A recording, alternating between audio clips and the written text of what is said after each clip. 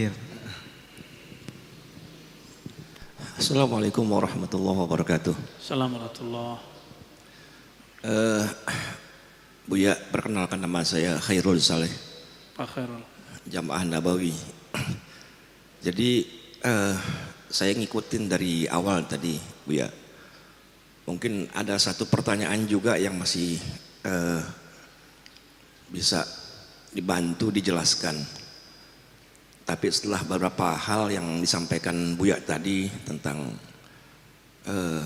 Shaddad bin Aus, Ubadah bin Somit, dan kebetulan saya sempat dulu ke sana itu di Palestina itu Al-Quds, Baitul Maqdis, dan kejadiannya memang unik.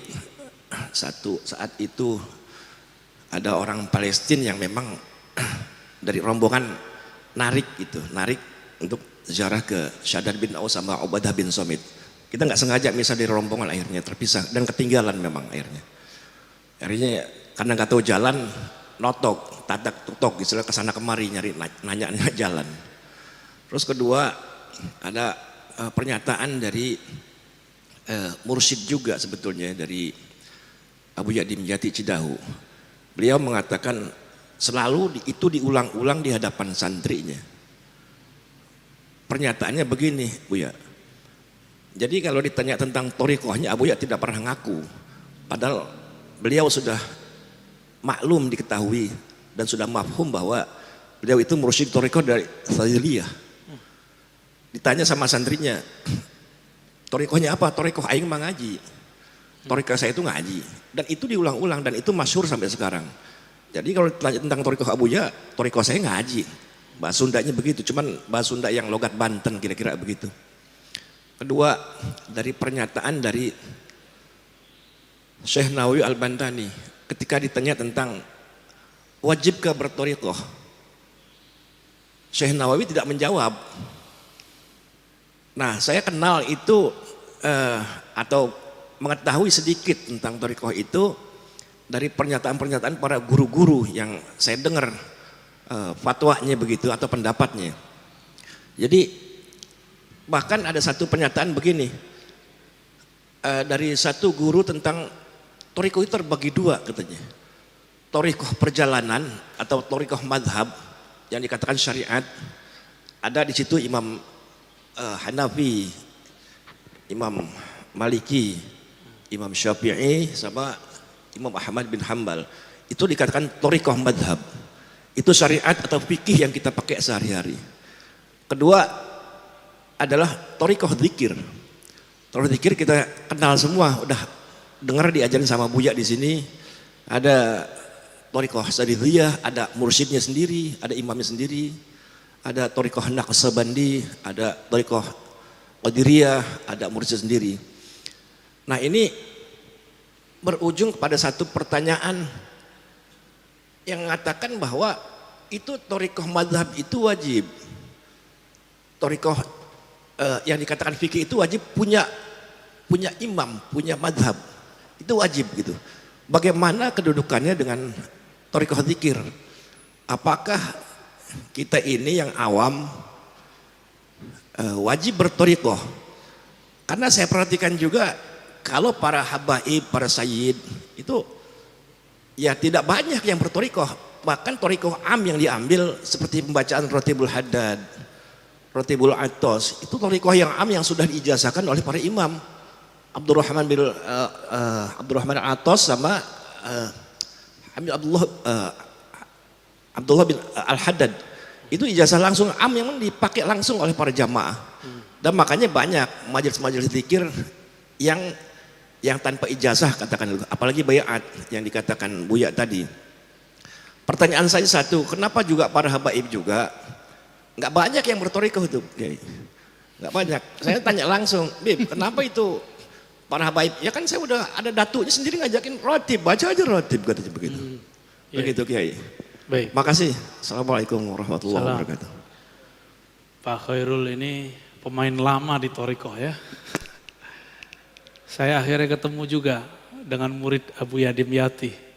Sebelumnya 3 bulan lalu saya ziarah ke sana. Ya. Betul, beliau kalau ditanya Thariqah Abuya apa? Saya dulu nggak tahu kalau beliau pernah ngomong begitu. Karena kita di majelis, kita jawabnya sama. Thariqah antum apa? Jawabannya sama. Thariqah saya taklim, ta'alum, ngaji. Saya baru dengar Pak, barusan. Ternyata Abuya Dimyati, kalau ditanya thariqahnya apa, bukan Syazili, bukan Qadiri, bukan Naqsyabandi. Tapi jawabannya ngaji. Apa maksudnya? Beliau sedang mengajak, kalau ada orang belajar zikir, zikir itu kan sudah pakem, udah kaku, udah begitu-gitu aja. Orang yang zikir, kebakar Pak. Kalau dia cuma zikir, penawarnya adalah taklim. Jadi kenapa banyak, mohon maaf ya, orang belajar zikir kemudian jadi aneh-aneh, karena dia nggak ngaji. Itu yang dimaksud oleh Abuya Dimyati. Maka murid-murid beliau yang ngaji terus bertorikot pasti pada waras seperti Bapak. Tapi kalau yang cuma zikir-zikir doang, wah itu udah nggak jelas tuh. Jalan, rambut udah nggak keurus, kemana-mana, udah nggak jelas. Karena dia sudah masuk ke alam lain, dimensinya bukan dimensi ini lagi. Udah nggak bisa balik, susah baliknya. Maka beliau menyindir orang-orang yang mencukupkan thariqah itu dengan hanya ngambil wirid, zikir, kebakar Pak. Zikir itu panas, coba aja zikir. Allah, langsung hangat tuh. Hangat langsung. Kalau melewati dosisnya, bisa kebakar badan kita. Ini ibarat saja. Seperti orang kebakar amat teks. Jadi ini saling tawar-menawar. Ngaji doang, garing. Benar gak? Maka orang yang jago baca kitab, tapi tidak ahli wirid, garing ilmunya. Bosan kita dengernya. Ustadz ini ngoceh doang. Gitu. Kering, kita gak merasakan sentuhan kolbunya. Maka ini harus dijamak, digabung. Itulah thariqah kiai-kiai kita, abuya-abuya kita zaman dulu. Ini saya mau kasih tahu Pak, banyak yang protes. Kok Ar-Razi masih muda dipanggil abuya? Itu bukan saya yang manggil diri saya abuya, itu guru saya yang manggil saya abuya. Dan di kampung saya biasa, buya itu anak muda, tua itu dipanggil buya. Tapi kalau abuya itu langsung guru kita yang ngijazahin. Jadi itu bukan panggilan saya sendiri, saya lebih senang dipanggil Ar-Razi. Ar-Razi gitu. Atau dipanggil bro gitu Pak, lebih senang karena dianggapnya muda. Kalau abuya kayaknya tuhe ya. Mau gimana lagi? Kita hargai juga guru kita, masa kita nggak hargai? Ya, kalau saya menolak sama dengan menolak panggilan guru kan. Dan itu gak dibuat-buat kan, antum manggil-manggil aja kan. Karena guru sudah bertitah, itu ridhonya guru. Ya. Karena ilmu itu bukan fisik Pak, ilmu itu ruh, spirit. Jika ma'rifatnya tinggi, dia tua walaupun tubuhnya muda. Antum tua, tapi gak punya ma'rifat, itu bocah, bocil. Bonek, ya, boceh kata orang Persia, bocah kata orang Betawi sama. Terus tadi tentang kok para habaib sayyid kok jarang bertorikoh. Antum baca buku namanya Al-Manhaj As-Sawi karya Habib Zain Sumait ya. Beliau yang mendirikan Rabithah Alawiyah. Bahwa thariqah Ba'lawi memang thariqahnya am. Makanya kalau Pak Khairul nanya, Beb, antum thariqahnya apa? Ya pasti dijawab, atuk saya, datuk saya sudah begitu. Cukup Pak, itu khas untuk para habaib. Kita nggak bisa begitu. Di darah mereka ada darah putih Rasulullah SAW. Maka mereka sedikit saja tasdik tentang abahnya, jidnya, itu langsung usul kepada Allah. Namun secara hukum alam, habaib tidak habaib kalau nggak ngaji ya jahil. Sama dengan orang biasa. Habib kalau nggak ngaji ya sama ke orang awam.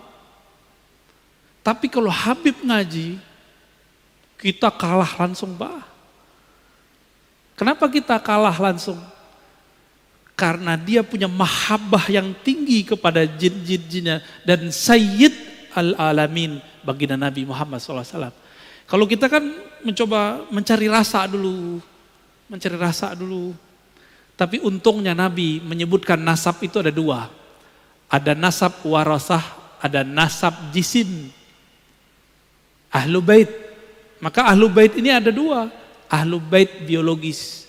Bin. Asegab, Atos, Adat, Aidrus, ada 200 ya, berapa tuh?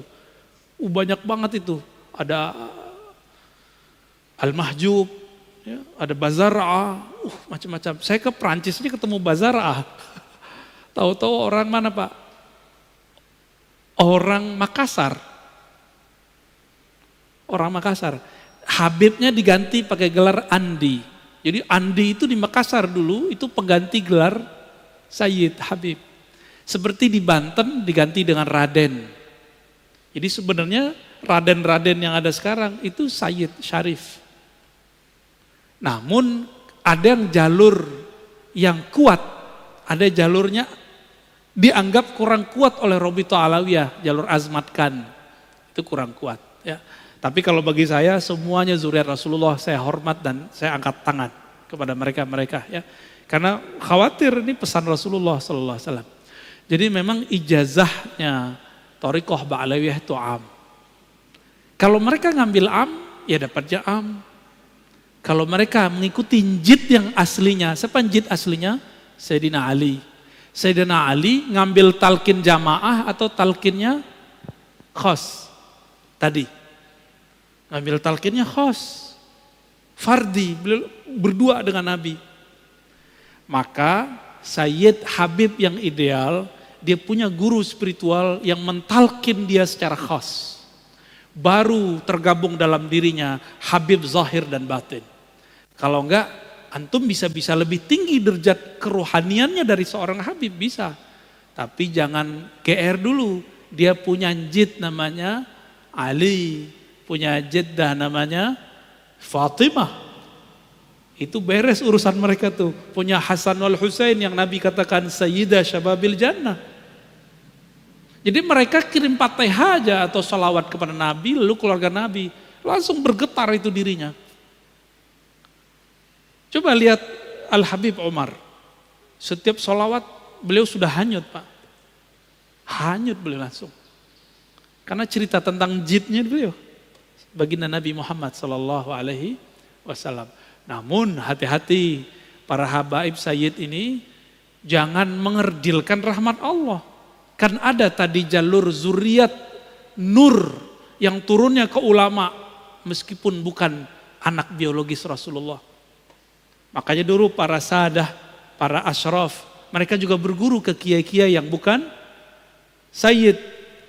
Kenapa? Mereka menganggap walaupun saya Sayyid, antum pewaris ilmu jid aneh, gitu ngomongnya.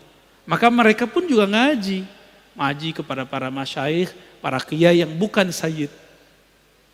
Karena pada hakikatnya pewaris Nabi itu bukan pewaris jisim saja, tapi al-ulama warasatul anbiya. Siapa saja yang ada nur khasyah, rasa takut kepada Allah di kolbunya, dialah pewaris Rasulullah yang sebenarnya. Meskipun tidak ada Sayyidnya, tidak ada Habibnya. Jika nanti dikumpulkan di hari kiamat, yang pertama Nabi panggil ya dia. Kira-kira begitu, ya. Jadi kita nggak boleh suuzon Pak sama habaib, nanti suul adab Pak, gugur semua thariqat Bapak nanti, zikir-zikir Bapak hilang ntar, sholawatnya nggak nyampe. Nah, ini terakhir saya jawab, ada sebuah sholawat yang diajarkan Nabi, hadis Sahih Bukhari Muslim, apa kata Nabi? Bacalah sholawat, Allahumma salli ala Muhammad wa ala alihi wa azwajihi wa dzurriyyatihi.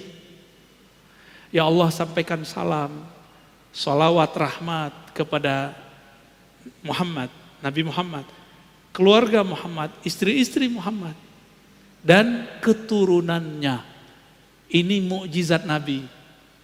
Keturunannya sampai sekarang masih ada. Jadi antum baca sholawat tuh mereka dapat Pak, zuriatnya. Tapi zuriat ada dua, zuriat ruhi, zuriat jasadi. Jadi kita-kita yang bukan Raden, bukan Sayyid, punya kesempatan menjadi dzurriyyat ruhi. Semoga kita bagian dari mereka, amin ya rabbal Amin, ya alamin.